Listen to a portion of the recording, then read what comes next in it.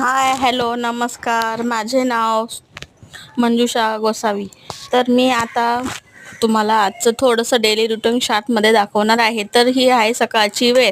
सकाळी वाजले होते 5:30 आणि मला बनवायची होती भाजी पोळी. तर मी मस्तपैकी फ्लावर वाटाणे रात्री छानपैकी कट करून ठेवले होते आणि आता छान अशी भाजी बनवते आहे. तर त्याच्यासाठी तुम्ही बघितल्याप्रमाणे मस्त असं कांदा, टोमॅटो, लसूणची छान अशी तडका लावून दिला आणि एकीकडे मी जे आपण केलेला पसारा असतो तो पण हात सरशी वेगळा करत आहे. तर बघू शकता इकडं भाजी पण बनवून झाली. आता चपात्या बनवायला घेणार होती. तर चपात्यांसाठी मी मस्त असं पीठ मळून घेणार आहे.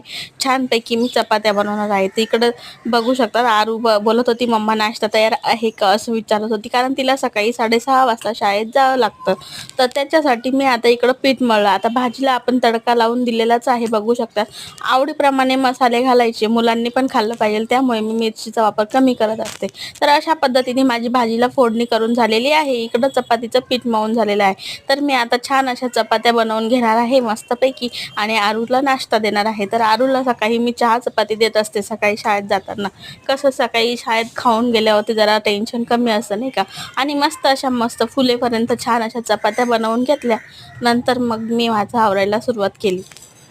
बघू शकतात अशा पद्धतीने मी आता आरूला नाश्ता देते. सकाळी सकाळी खूप घाई होते आणि अशा पद्धतीनेच मी आता आम्हाला पण डब्याला माझ्या मिस्टरांना, परत दुसऱ्या छोट्या मुलीला, सगळ्यांसाठी नाश्ता बनवून घेतला. आता मी होता गुरुवारचा दिवस, मला जायचं होतं स्वामी समर्थ केंद्रात. त्याच्यासाठी मग मी अशा पद्धतीने तयार झाले आणि मुलींना घेऊन आम्ही निघालो केंद्रात.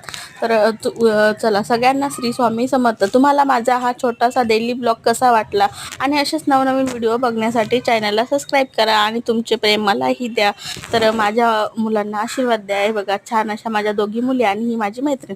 तर आता आम्ही पोचलो स्वामी समर्थ केंद्रात. चला मग भेटूया पुढच्या व्हिडिओमध्ये. तोपर्यंत सगळ्यांनी स्वस्त, छान आणि मस्त राहा आणि मस्त पॉझिटिव्ह थिंकिंग करत राहा आणि माझे व्हिडिओ बघा. आवडल्यास लाईक, शेअर, सबस्क्राईब करा. धन्यवाद.